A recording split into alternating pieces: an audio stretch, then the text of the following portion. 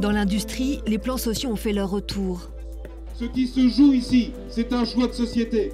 Dans la rue, devant les usines, l'année s'achève comme elle a commencé, avec les mêmes mots. On a fermé 2 sites et là on va fermer le 3e, donc la goutte d'eau a du mal à passer, quoi. Ça me rend triste. C'est une entreprise qui m'a fait vivre, j'ai élevé mes enfants, donc c'est important dans ma vie. Marelli, Autoliv, Bosch, la filière automobile souffre en Europe et toute la région le ressent. Dans la pétrochimie aussi, l'historique ExxonMobil annonce en avril l'arrêt de ses activités chimiques à Port-Jérôme-sur-Seine. 647 salariés perdent leurs emplois. C'est un choc, un séisme. Mais combien tomberont-ils réellement, se demandent les prestataires. Les prestataires, quand il y a un plan, c'est les premiers qui sautent. En Seine-Maritime, comme dans l'Eure, les fermetures de sites s'enchaînent et les petites villes trinquent. Comme aux Andelys, 8000 habitants. Ces 2 poumons industriels disparaissent du paysage, Holophane en janvier, puis Europhane en octobre, emportant dans leur sillage 300 emplois. Toute l'économie locale frémit.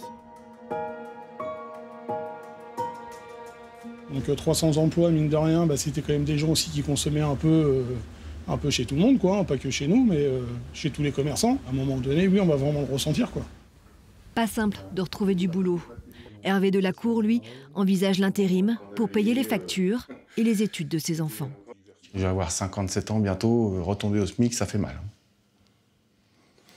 Malheureusement, il faut y passer. Prise de tête, mal de crâne, même les produits Doliprane à Lisieux voient leur fièvre monter en octobre, lorsque Sanofi décide de céder la moitié de sa filiale à un fonds d'investissement américain. La pilule passe très mal, surtout à l'ère de la réindustrialisation tant voulue par le chef de l'État.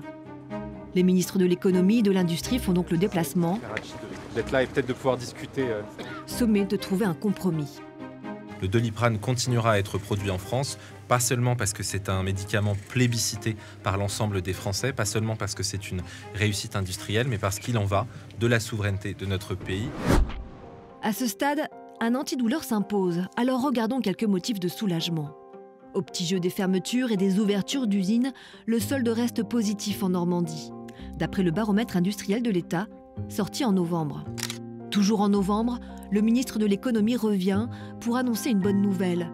Le port du Havre va accueillir 3 nouvelles usines spécialisées dans le lithium, l'hydrogène et le méthanol, avec à la clé plus de 700 emplois espérés. Le Havre peut être le pionnier de la décarbonation européenne. C'est le futur du transport maritime, c'est le futur de l'automobile électrique en Europe qui s'écrit, et l'État, dans ce monde qui se crispe, qui se durcit, sera au rendez-vous de cette compétition internationale.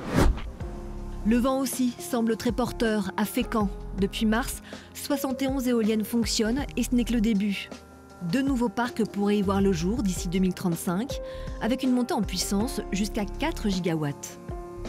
C'est les 2/3 de la consommation de l'énergie électrique en Normandie. Ces pales font aussi tourner l'économie, à en croire le directeur du projet éolien de Courseulles, rencontré lors d'une visite de chantier. On a créé 1000 emplois en Normandie, notamment on travaille avec l'usine du Havre de Siemens Gamesa. On est aussi le premier parc à installer des pales recyclables, ce qui est vraiment un progrès pour la filière. Et enfin, terminons par le petit miracle du Cotentin à Cherbourg. En 7 ans, la cité portuaire a créé le plus grand nombre d'emplois par habitant en France, et ce devant Toulouse ou Lyon, grâce à ces 3 piliers, la défense navale, l'industrie maritime et nucléaire, tous tournés vers la mer.